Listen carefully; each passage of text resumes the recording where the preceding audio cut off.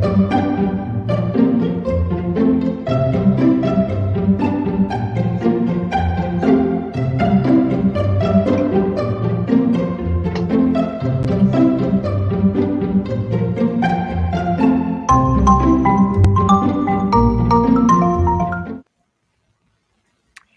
guys, good morning. Happy Sunday. I hope everybody is having a wonderful morning.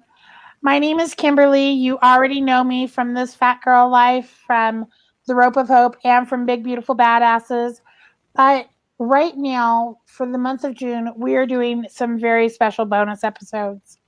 As so many of you already know, June is Pride Month, and I am a very proud ally. I want to lend my support any way I know how.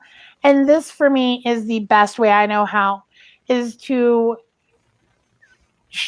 bring on some amazing guests and have them share their stories. This provides advocacy, it provides education because I know what I don't know. And this allows, you know, everybody to kind of see that love is love, and that is the whole purpose of this. So today I am actually joined by Jenn Evers. Jenn, thank you so much for coming on here. Oh, it's my pleasure. Thank you so much for having me to speak this message of love that you've already so very beautifully outlined. Thank you. Well, why don't you tell everybody just a little bit about yourself? Yeah, absolutely. As you already said, my name is Jenn Evers. I am gay. Figured that out very consciously about 20 years ago. But beyond that label, I am a nurse and a nurse educator, a wife, and a mother. And I love all parts of myself, and I'm proud to be exactly who I am. And that's my mission now, is to inspire other people to love themselves exactly as they are, and really bring back that self-validation, that self-worth through loving ourselves, because we're worth it. I absolutely love that. And I love that last comment that you just made, is that we are worth it. I absolutely love that you said that.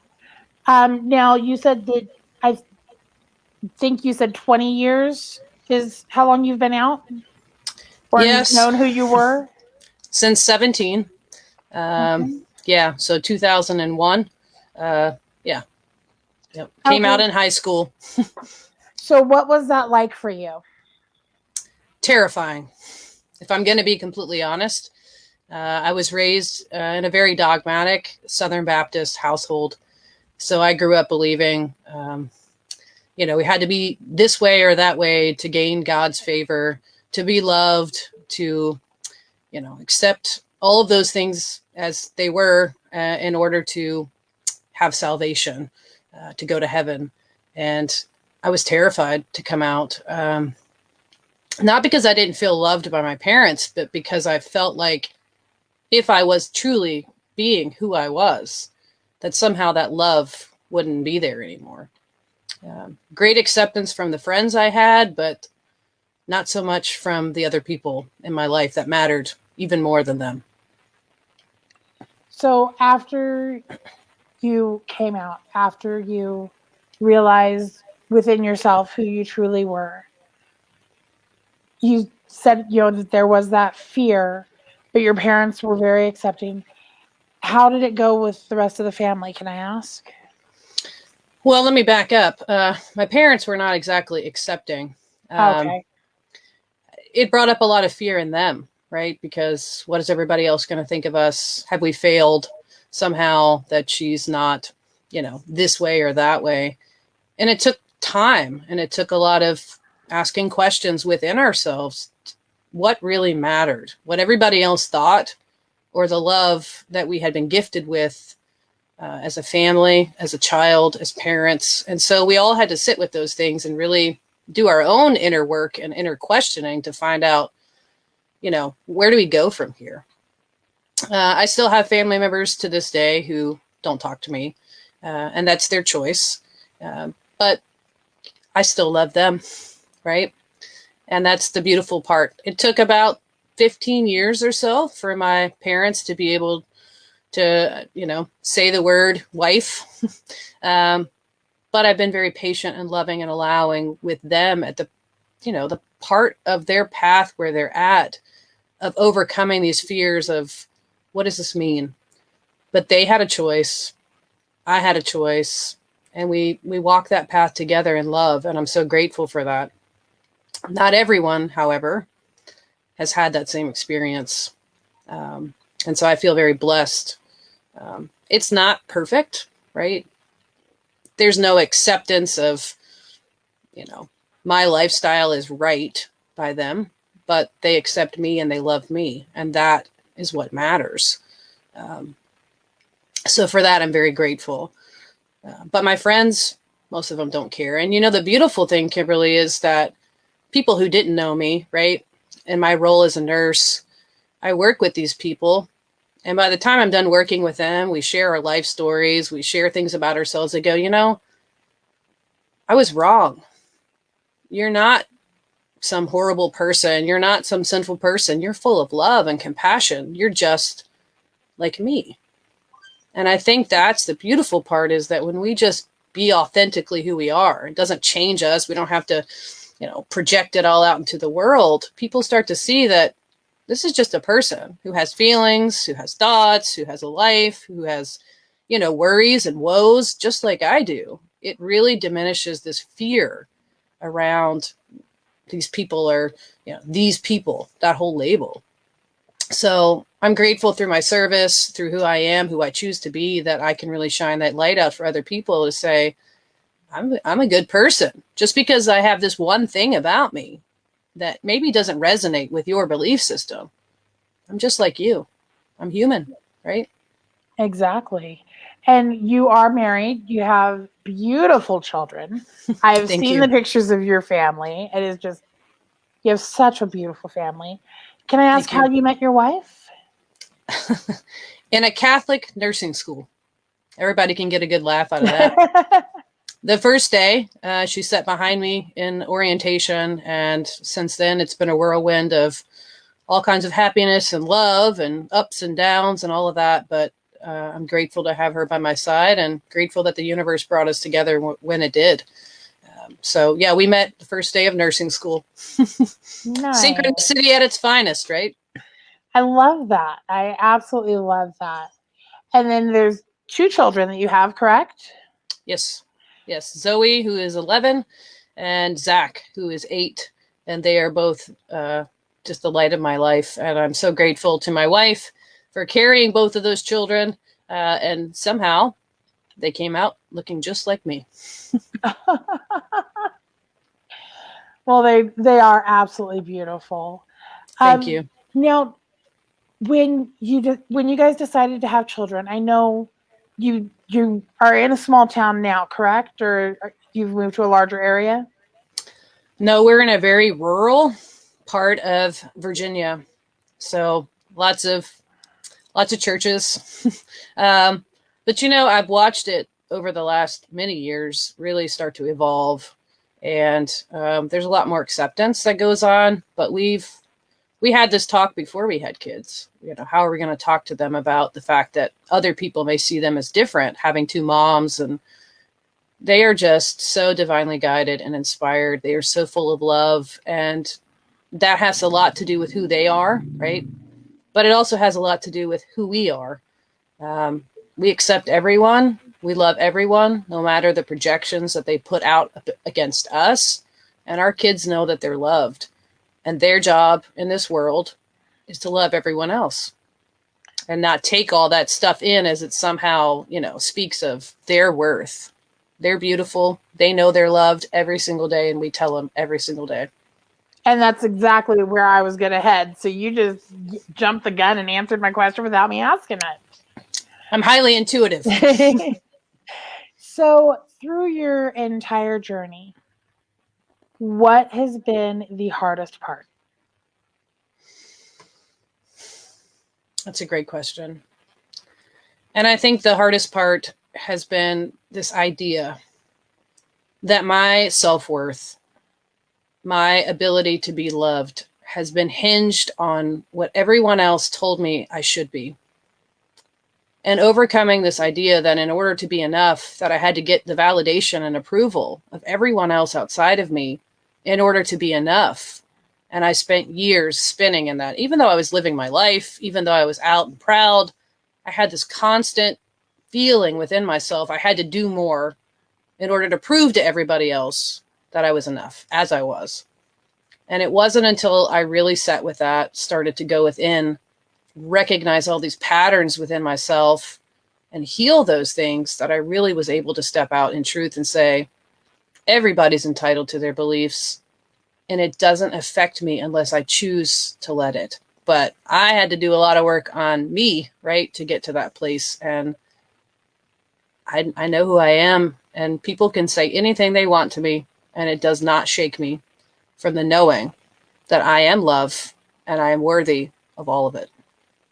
I think that's a common struggle for every person, especially women. You know, Sure. we struggle with that internally.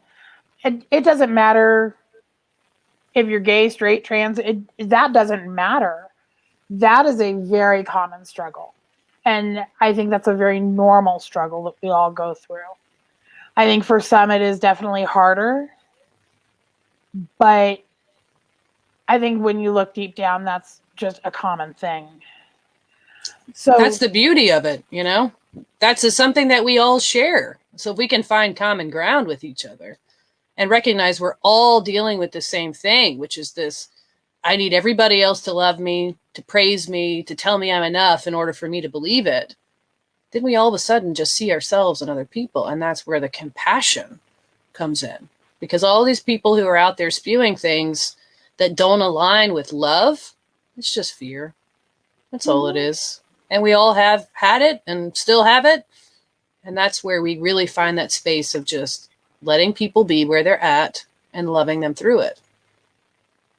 So, same question on the flip side. What has been the best part of your journey?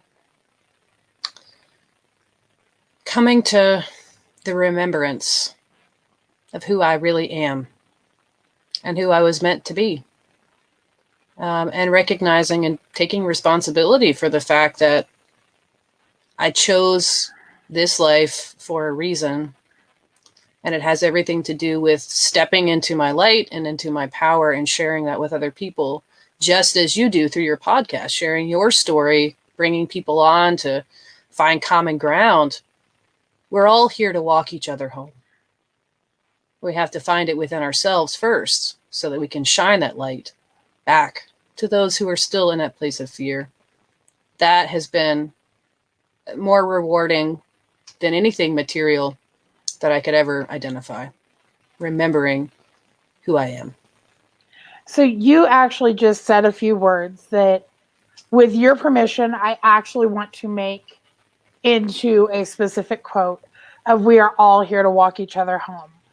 Absolutely. I think that is so beautiful, so poignant, and I want to make sure that that message gets shared specifically. Take it, run with it, spread it, because it's just spreading the love, right? Exactly. Well, I do have one more question for you. Anything you want, my dear. You mentioned that when you first were coming into who you are, that there was that terror. If you now could go back in time and speak to that scared young lady, what would you say? You are loved exactly the way that you are, and you are safe to be exactly as you are. Know it, be it, and shine as the light that you were created as, always. It's okay to be where you're at, but you are divinely safe, guided, and protected every single moment. Oh my God. Like, that just touched my heart so much. You have no clue. I'm really trying not to ugly cry right now. And you've okay. seen the ugly tears already once. I'm trying not to ugly cry. It's okay. But that just spoke to my heart so much. This And is where we have to go back into, is recognizing that we've always been loved.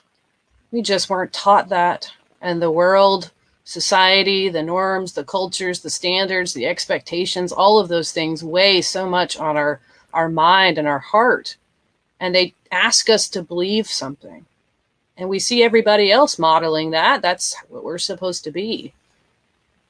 But when we step out in our authenticity and we really love ourselves no matter what, it's amazing at how many people look at us and go, what do you know that I don't know? How can you be this way?